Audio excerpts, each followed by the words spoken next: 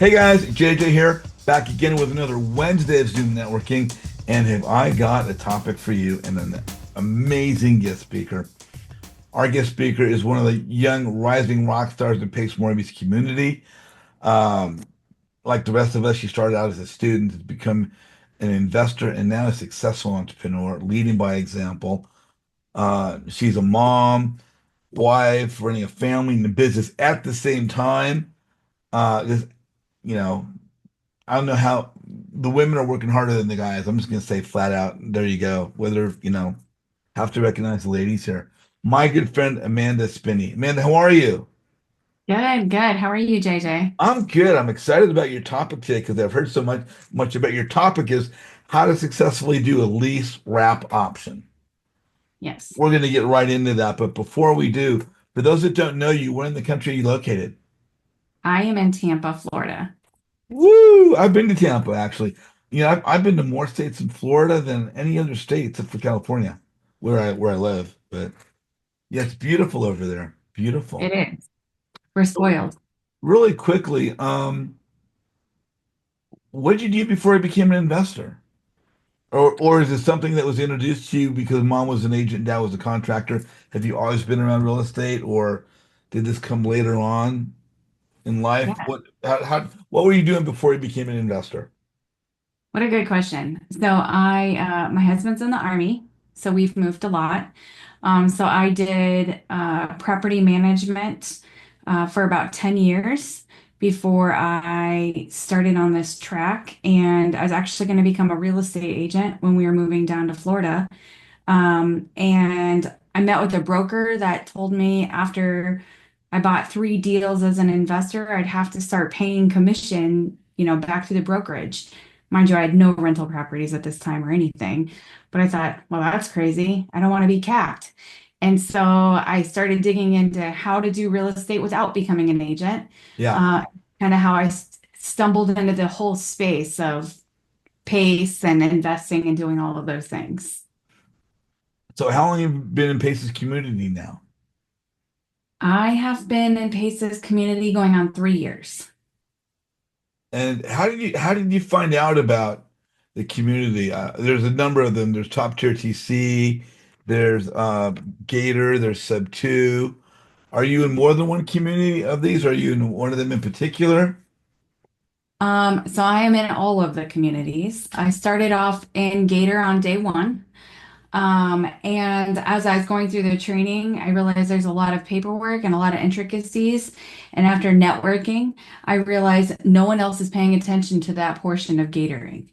And so that kind of started my TC space before top tier existed. And then we joined sub two and we joined top tier. And now I'm in owners club. So truly all of his groups. That's awesome. Um, have you had a chance to meet Pace yet? I have multiple times. Great guy, great guy. And are you going to Squat Up Summit? I am. I'm so excited. You and I got to get a picture together at Squat Up Summit. Absolutely. I'm so excited to meet you in person. Definitely got to get a picture together. So, again, your topic, how to successfully do a lease wrap option. Let me ask you, I don't know everything about everything, but for those that are new to real estate, we have new people on the call right now. We've got 50 people on the call right now, which is great. Um, we'll have people watching weeks and months later on YouTube that are new to real estate. What is a lease wrap option? Great question. So, you can either acquire the property as a creative transaction, which is how we do most of ours. On the A to B, we'll buy it as a sub two or seller finance. And then we actually wrap it to somebody else as either a traditional wrap with a deed transfer, or maybe we'll do a contract for deed or a lease option. Okay, let's Um, start with that. Let's start with that. What does it mean to acquire a property and wrap it? What does that mean for the person that has no idea? Sure. So when we buy the property in whatever means that we want to buy the property. So we can buy it by taking over their mortgage payments. We can buy it by the seller becoming the bank. We can buy it by taking out a loan through the bank. We have all of those types of properties that we've purchased in various ways. And then we take that property and we're selling it to somebody else. And so there's a various, depending on the situation and the qualifications of the buyer, we use different methods in order to creatively sell the home to someone who might not traditionally be able to get a loan, like they're a contractor, they own their own business, things like that. Or if we recently sold one to somebody that it was like a multi-generational home.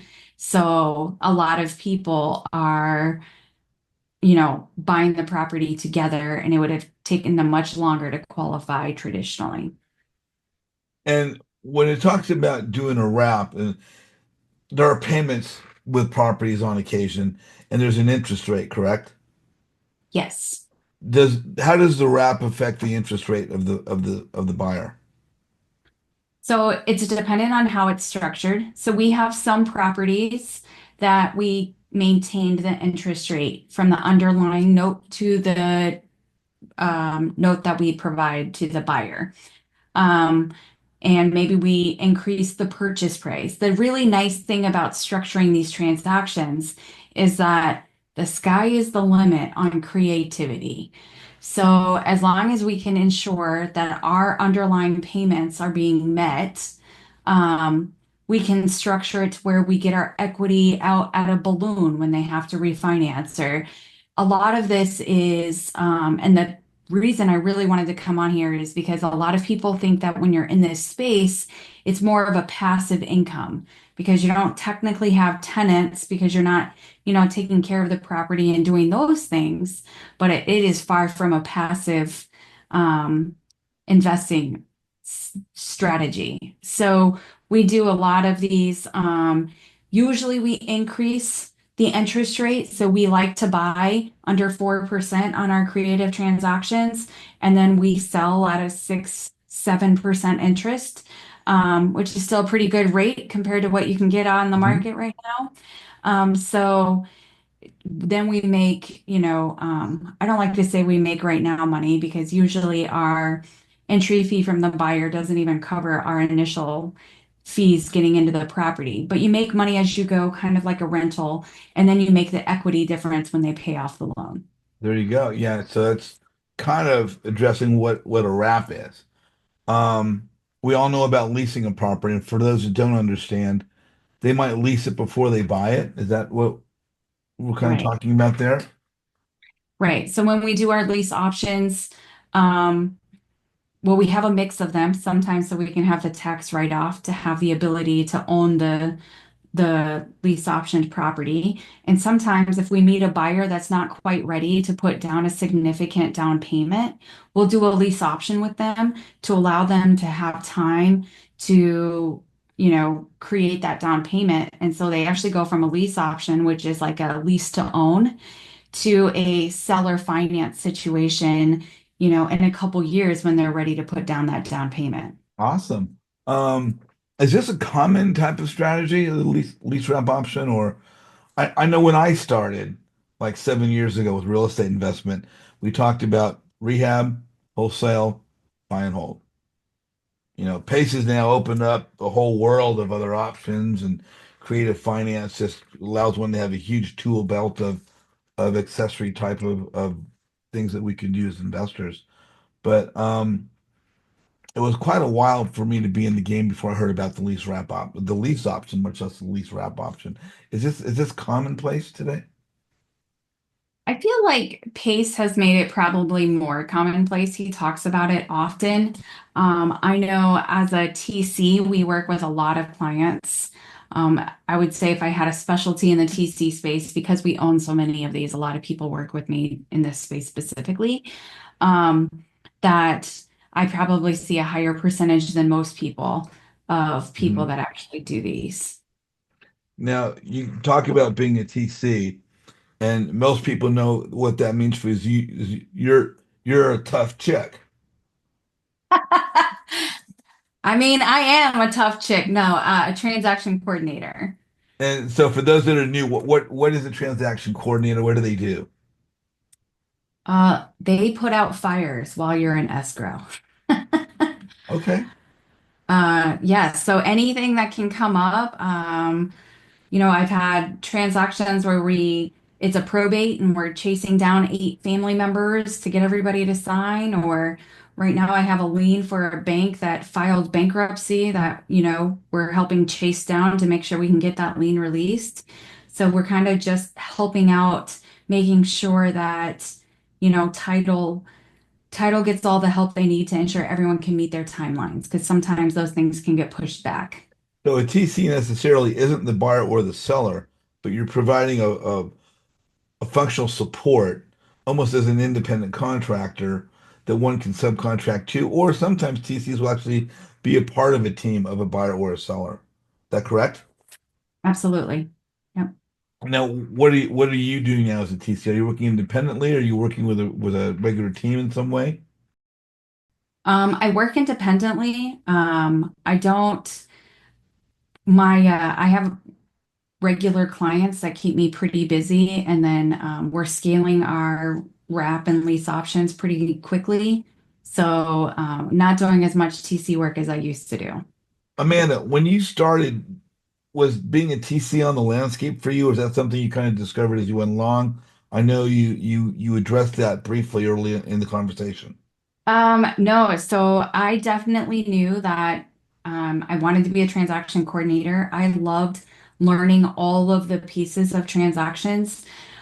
Even now, if someone has like crazy situations happening and things like that, I love to learn. I just helped a realtor with a short sale just so I could learn how the whole process works. So it's kind of like being a mechanic and getting under the hood and seeing how all the pieces work. I knew I needed to do that before I kind of jumped in owning my own properties. Good for you. We got a couple questions lined up. Let me bring a couple folks on. Have a young man on by the name of Peter Yim. Peter, you're on with Amanda. What's your question? Hi, Amanda. Nice to meet you. Nice to meet you. I have actually a couple questions. Can you explain a little about the lease option, how that works? Like if, for example, if you have a lease option for about a year or so or two, is that payment goes towards the principal or is that on, can you elaborate a little bit on that? How that works?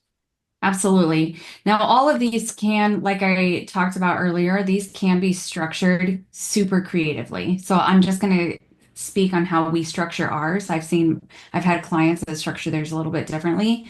But for ours, our none of the payments that we receive go towards the principal of the actual, like we have a set purchase price. So you pay your option fee that locks in your purchase price. Um, and we usually calculate that by finding out, what the appreciation has been for the last 5 years. And we reduce the amount that we're gonna like hold that to. So if every year you're seeing a 3% appreciation, we might lock it in at 1.5% appreciation so that there truly is value for the buyer in paying that option fee and locking in that option price. And so none of the rent payments, anything like that, we use two separate agreements. We have an option agreement and we have a lease that are completely separate. Awesome. Okay, appreciate that. And this following question is, in the beginning, you said that it was not of a passive strategy. Will you mind sharing a little bit about why that's not a passive and what are the struggles or stuff that comes up? Absolutely. So sometimes you have the issue, obviously, that for example, when we have an underlying sub two note, if the buyer is late on their payment, that could hypothetically put us late on our sub two payment. Mm. And so we're always a month ahead just to kind of give that buffer. But sometimes you just have that kind of like hiccup time frame that you're kind of watching where payments are. Or we use servicing for all of our wraps. Mm. And we've had situations where the mortgage company has cashed the check, but they've not applied the funds. This actually has happened to us 3 different times with different mortgage companies. Um, Wow. yeah. Um, you have issues with the insurance, just like if you owned any property. The thing is that in this at the level that we've scaled, like right now we own 25 of them and we're under contract for two more. Um, you just have a lot of property things that you would have if you had a long-term rental. I would equate it probably similar to having a long-term rental. Like in some counties, the deed holder is who owns the water. It doesn't matter if you rent it out. It doesn't matter if you do a contract for deed. The deed holder owns the water. So we get billed for all of the water in those counties, and then we have to bill back the buyer. Um, Um, and so, it's just like all these little things that until you start scaling, you're like, oh, this is a lot more operational work than I was expecting. wow, I see. Yeah, I'm sure there's a lot more, but I appreciate it. Thank you, Amanda. absolutely. Thank you, Peter. Thanks for joining us again, Peter. Thank you. Kira, you are on with Amanda. What's your question? Hi, Amanda. Thanks for doing this. This is right in the lane that I'm very interested in. My question to you is, how are you finding your deals? And what is the buy box that you all have found? Which state and what's the buy box that you guys target? Yes, great questions. First of all, I would encourage everybody to focus. So at first we didn't. So we kind of have a few properties in weird places. And finally we were like, no, no, we really have to focus. So we buy in Colorado and Georgia. We do 3+ bedrooms, so we don't do any 2 bedrooms. We go up to 3 acres, but no larger than that. And then we are very, we don't go over we try to not go over a 4% interest rate for the underlying loan. Now, that's a cumulative interest rate. So if there's modifications and stuff like that, we'll take it into consideration because obviously if you have additional liens outside the regular mortgage that's getting paid, you're actually not making payments on that additional capital. And so it does kind of do a weighted difference on when you're evaluating the deal.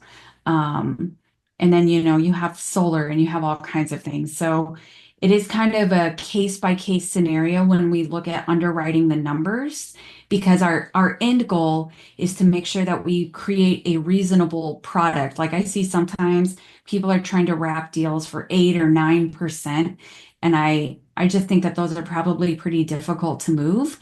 Where if you keep the rate that you're giving your end buyer makes sense for them, you're going to have an easier time finding quality end buyers.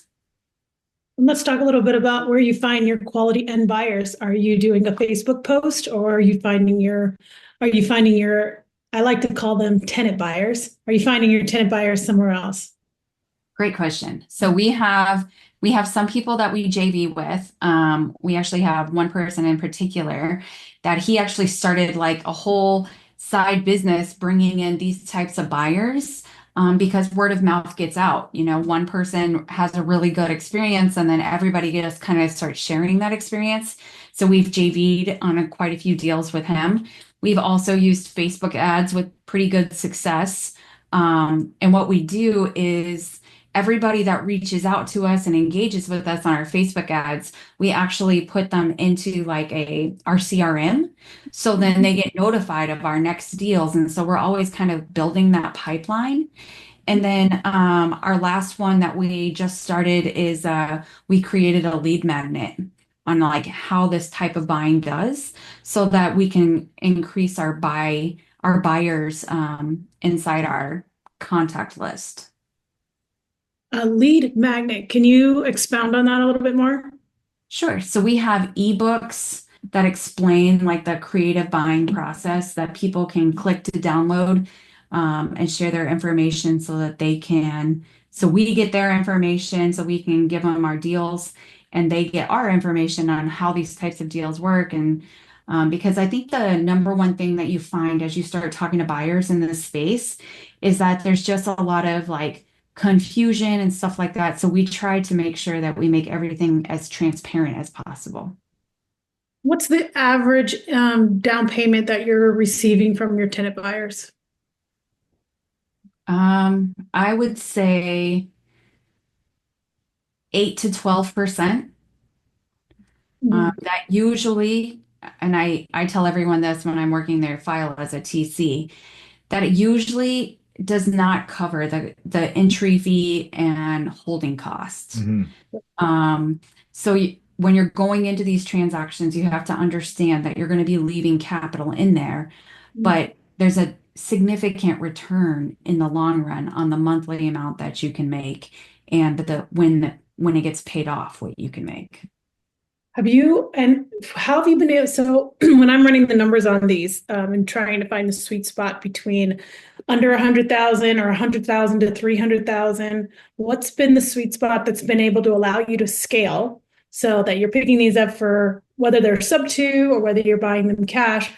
Are you able to, because obviously you're going to do not a kind of a burr method, right? You're buying it, you're going to renovate it, and then you're going to rent it out to a tenant buyer ultimately, and then you're refining it after 6 months to a year, correct? We are not. You're not refining it in order. How are you guys, then how are you scaling to the next property? Because we use we don't take any of the funds that we receive. All of our capital just goes to regrow our operations. Paul Hernandez, you are on with Amanda Spinney. What's your question? When you come across your sub two situations, and let's just say they're younger, at some point they're going to be interested in buying another property. How do you go about how long do you give them, suggesting, like it'll take this much amount of time, or what? What's most appealing to them or most beneficial to you?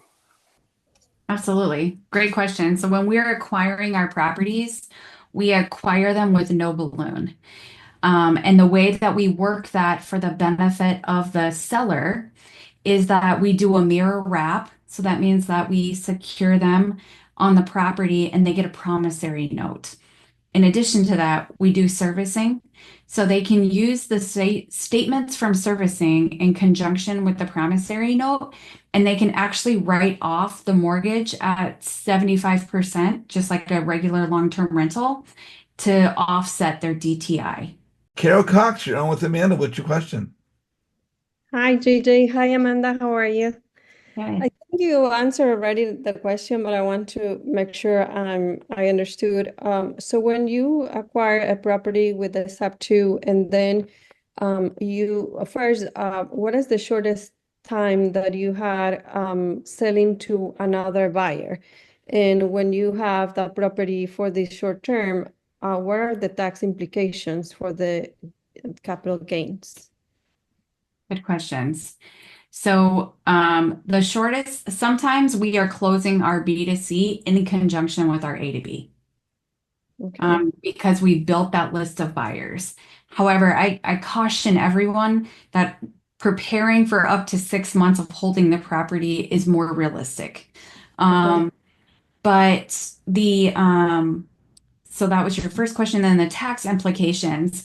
So it's just like anything else, you're just going to pay that difference between the two purchase prices, Okay. like the funds received. Okay. So you don't apply those capital gains to invest in another property. You pay for that.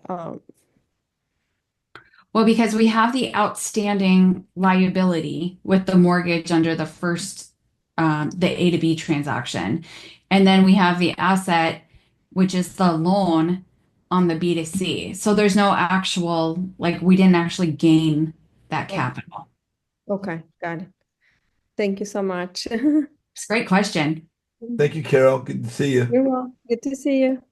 Hey everyone, thanks for having me here, JJ. I've worked with Amanda in the past, so I wanted to pipe up and just say that what a wonderful experience it was, and how she's really on top of everything. And I left the experience feeling educated and secure in the transaction. And those two things are just really important for an investor, especially someone who's maybe on the newer end of things, not totally green, but kind of on the newer end.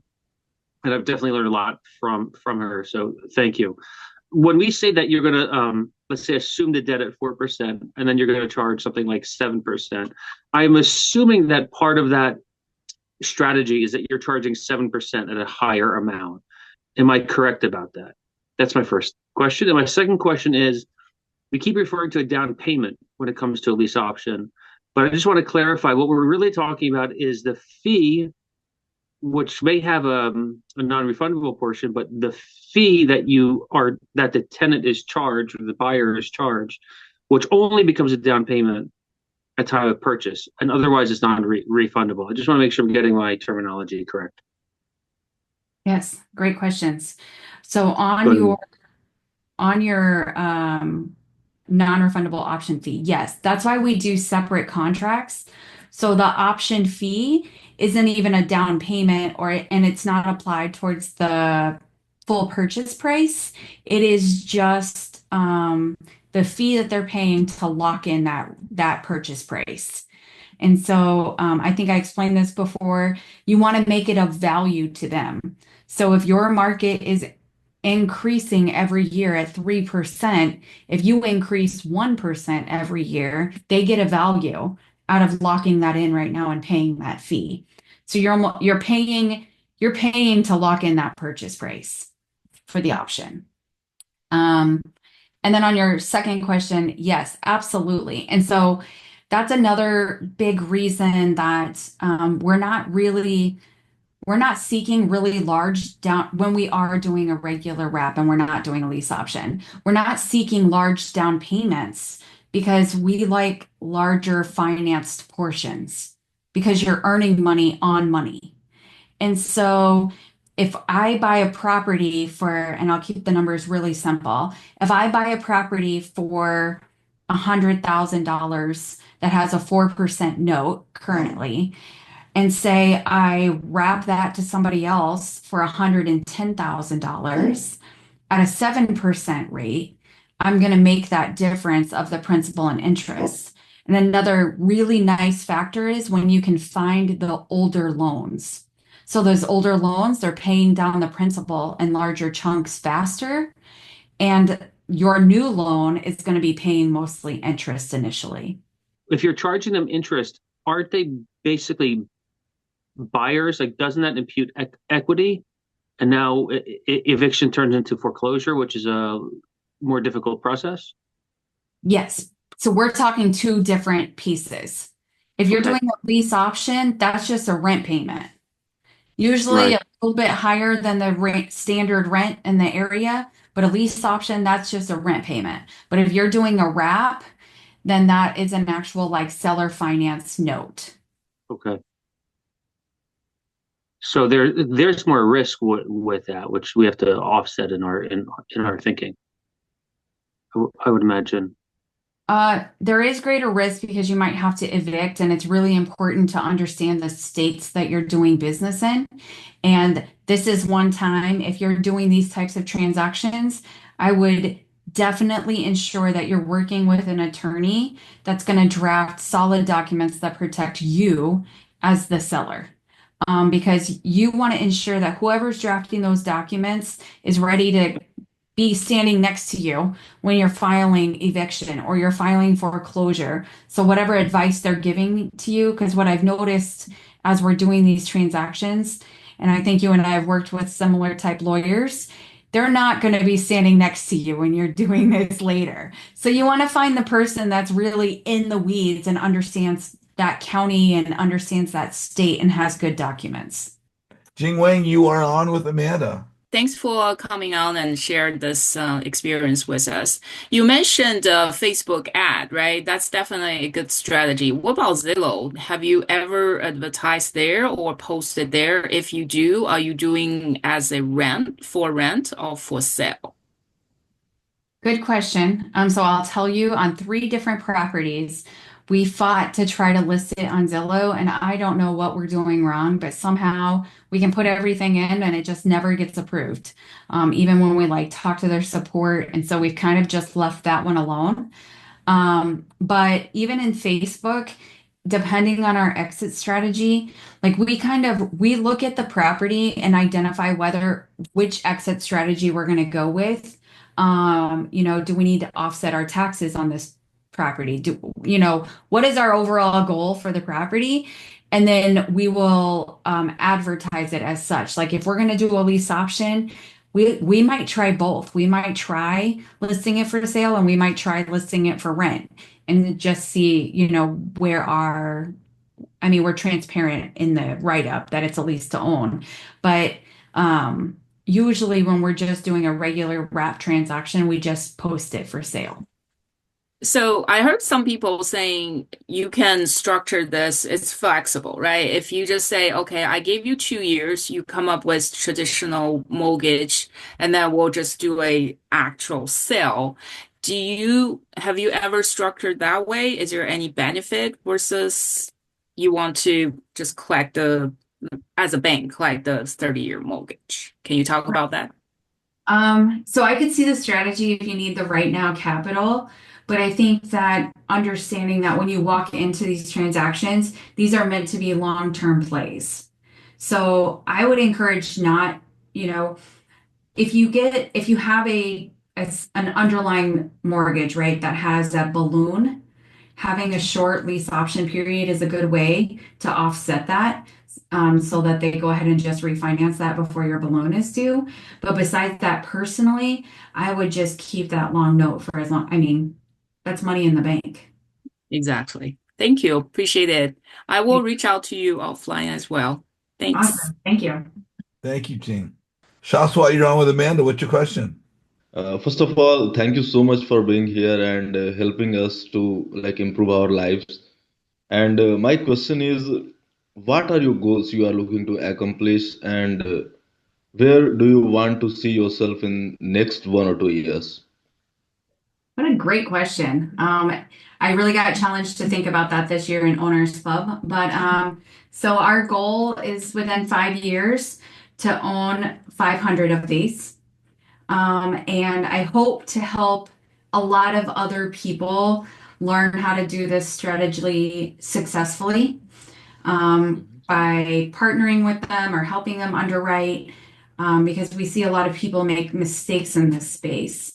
But there is something that is really most of our buyers are independent entrepreneurs or independent contractors. And so it's very cool working with people that are in similar life situations as us and helping them realize home ownership. It is a very rewarding space, so I really enjoy that space. But we're looking to grow and take over Colorado and Georgia. Oh yeah. So this question is done. I have noted all your requirements. Is there anything I could add any value in your business anyhow? Absolutely. Bring us a deal, or if you find a buyer, sometimes that's why we close our B2C, because someone will come to us and they'll be like, this person needs a house and this is what they need, and we go find it. So if you bring a property or you bring a house, absolutely. Or you want a JV and I'll help you find one. Sky's the limit on working together. There you go. Oh, so Shaswat, we're going to make sure you have her contact information. You can connect with her. You can add her as a friend on Facebook. Since there is an ocean or two between us, he's in India. But you can communicate with him as via Facebook or via a Zoom call, and we'll get you guys thank you connected, so much, Shaswat, Amanda. and see how you can possibly work with Amanda. Is that okay? Yes. I really Perfect. appreciate. Thank you so much. Shaswat, thank you for being on. We got a couple more questions. We're going to kind of wrap things up. Big Mike, you're on with Amanda. What's your question? Hey, Amanda, thank you for being on. My question is, do you use an RMLO to qualify your wrap buyers? We do. If we're doing a lease option, we just do a standard rental application. But if we're doing an actual wrap, we do qualify them. Okay, on that, do you qualify them or do you use a third-party servicing to qualify them? We use an underwriter. We use the third party.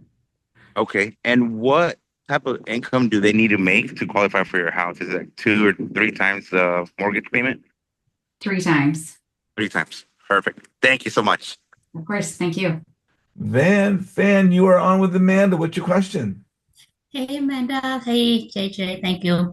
Questions. So look like you chose Georgia and Colorado for a reason. What's the reason? Good question. So we like Colorado, we have a really easy time finding buyers. The market is really ripe for it. Sometimes our buyers are actually investors that use the properties for different things, because Colorado is really like co-living friendly and stuff like that. We have no interest in doing that. But again, you can work creatively with another investor and it does make sense for them. And then Georgia, not only is my business partner located in Georgia and I already had properties in Georgia, but it actually has it's a very landlord friendly state. So that is our big decision on that one. And so it's a little closer because I live in Tampa. I'll be honest, the escrow in Tampa, probably similar to California, scares me a little bit. So I don't really want to own investment properties in Florida. And so Georgia is my next door neighbor. So it was an easy pick for us. Is that also the no lease option in Texas? That's why you stay away from it? Yes, because even on our wrap transactions, we try to do a contract for deed as often as possible, and you can't do that either in Texas. We own a property in Texas that kind of just fell in our lap, and it was a gift, and we have an amazing buyer. But yes, I would prefer personally. I know a lot of people that have successful wraps in Texas, but I would prefer to not do wraps in Texas. It is also landlord friendly though, so probably foreclosing wouldn't be too bad. Okay, if I bring deal to you on a state that you want to have, Colorado and Georgia, you have limitation on the down payment. You say you're looking for people have the maturity date already into the principal rather than only the interest, right? So meaning a lot of equity left. Meaning they have to be either they want to take cash out, they want to give you the good loan, or what is the number for you, the sweet spot for you to say, yes, we put in the cash to buy this out, or we put down payment a lot to buy this out, and a second mortgage with the seller on the finance part of it, or you say it's too complicated, I'm not going to have it. We've actually been entertaining. We have a property that we're trying to do a DSCR to do a lease option to cash them out. And so we don't really we like to keep it under 20%. And then luckily with all of the tools in our tool belt, the amount of creativity, I mean, we can meet sellers if they need large down payments, if they need whatever they need. There's so much flexibility in the creative real estate space that I have a hard time, unless the seller's not cooperative, I have a hard time believing that we couldn't find a solution that worked for everybody. Okay, it sounds good. Thank you. Good to know that. So, I mean, I had you already thinking about you. I'm like, you focus into that totally. I also buy notes and sell note for that. Yes. That's what we do too. So, yeah. And I like that a lot. It's simpler than be a landlord. Kind of, yes. There you go. Thank you. Van, thank you so much. Thanks for joining us today. David Park, you're on with Amanda. What's your question? Hey, Amanda, does your strategy also work for multifamilies, or are you primarily focused on single-family homes? I don't see why it wouldn't work for multifamily. It's not a space that we've entered into. But like I spoke earlier, like we have investors that buy properties for us and just do different exit strategies. So I would have to assume that you could do the same thing with multifamily. Potentially, we just did a duplex. I know that's not truly multifamily, but so I do think that, again, it's just creating a win for that end buyer. And sometimes that's, us being able to creatively structure that with the seller to a way that we can then turn around and create a win for the end buyer. Like sometimes we don't increase the interest rate. Maybe we increase the amortization years, or maybe, there's just so many levers you can play with creative deals. I will reach out to you after the meeting and maybe we can talk about that. Absolutely. I'd love to. And David, to throw in on top of that, when you're buying properties or moving properties, transactions in general, generally what you could do with a single family home, you could do with a multifamily. There might be other parameters, there might be other oddities or nuances that need to be taken into consideration. But for the most part, they're going to be very similar, in some cases the same. But yeah, definitely follow up with Amanda. We'll have her contact information later in the call, and she'll be available to connect with you for later information. And thank you for joining us today, David. Mr. Keith Sheridan, you're on with Amanda. What's your question? Thanks. Thanks, Amanda, for sharing your experience and everything else. My question was kind of, I'm not sure if you covered this, like what your team looks like right now, how many people are working with you, and then as you kind of alluded to your goals, like what do you think your team will look like to scale to that point?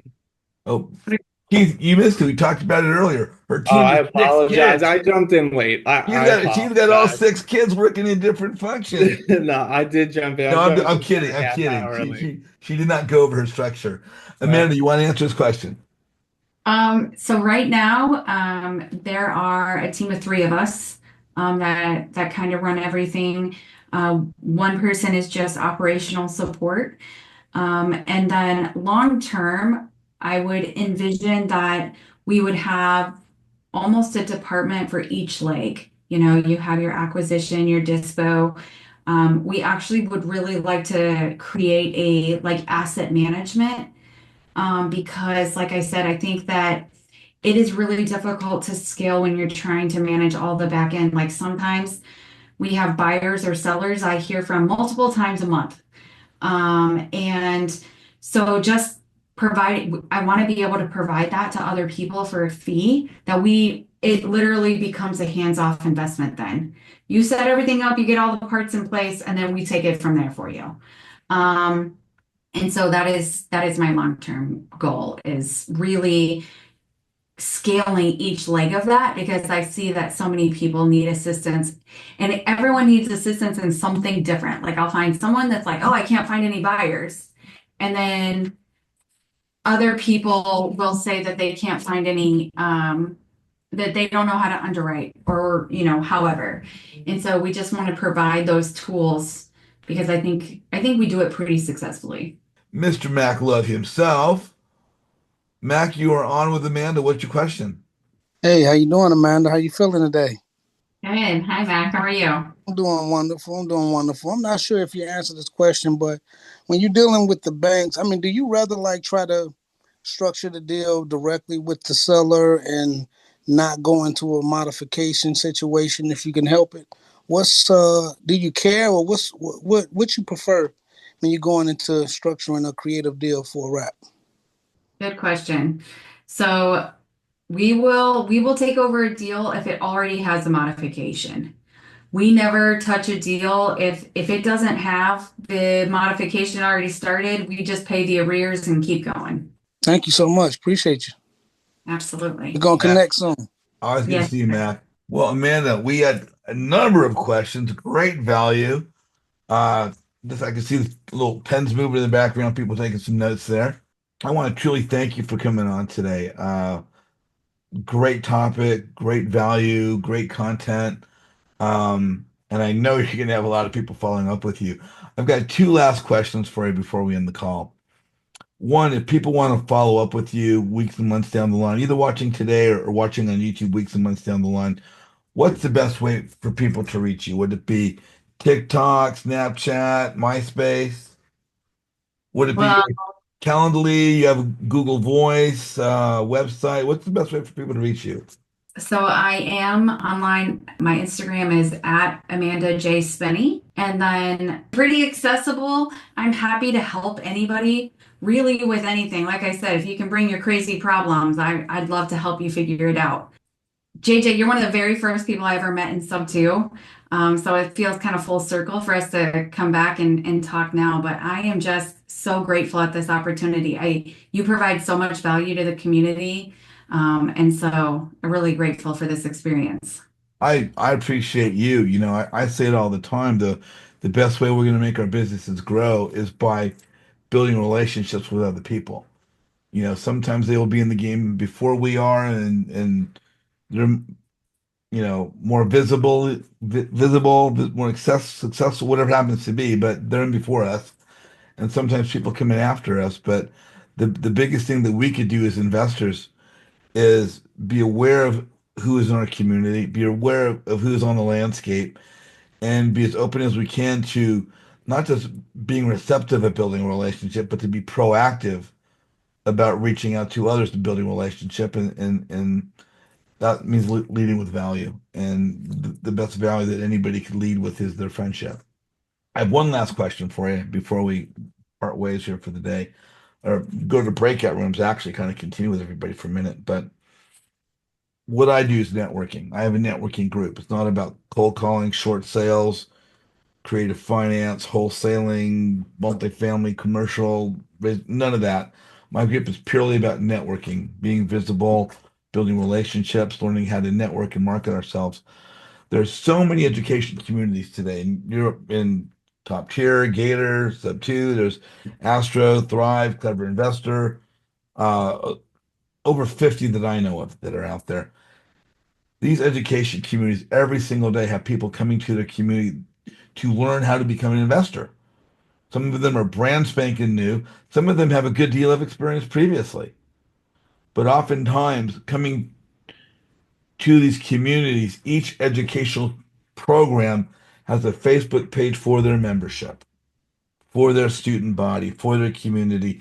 And people are joining the community. They're not always looking to utilize social media to be visible and build their social media presence in the community. As you, a successful real estate investor, with your experience, how important is it for the new or the experienced investor coming to these programs using Facebook for the first time as a business tool? How important is it for one to network to build their investment business? Oh my goodness. It is invaluable. And some of it is, I think that when you speak what you want into the universe, it gives it back. And so sharing what you're doing, connecting, like it's the easiest way to connect with like-minded people. There's so many advantages. And as someone that is super uncomfortable at it, and I am not great at it, I figure if I just keep at it, eventually I'll be okay. So I would encourage everyone else, like, just do it. Like, who cares what anyone else thinks? Have fun with it. And you're going to find your tribe. You're going to find people that support you no matter what. And it is the most incredible space. I think real estate is the most incredible space to be Yeah, involved in. definitely. Hey, girl, I want to thank you so much. Hey, if you guys are watching on YouTube right now, please like Amanda's video. Please feel free to put in the comment section what your takeaways were, what you really found informative. If you're on the call right now, guys, please go and comment on prior videos or videos you're watching, but please give us engagement for the videos that are out, especially the ones you guys are watching over and over again. If you guys want to connect with me, this turquoise QR code allows you to go to my website, jjazizian.com, click the little pulsating register now button, and register for my networking group. If you're on the call right now, you're thinking about it, do it now, because there's no time requirement, there's no financial requirement, but it keeps you in the loop of everything coming, out of my group. If you want to see Amanda's video, see the other videos, ones now, the ones in the future, please scan the purple QR code and subscribe to my YouTube channel. If you guys are on the call, don't go away. I'm gonna be teaching and sharing some stuff. And Amanda, as far as everybody else goes out there that we're watching us on YouTube right now, we'll see them in the world of Instagram, Facebook, and virtual networking, right? That's right. See you guys soon. Thanks for joining us.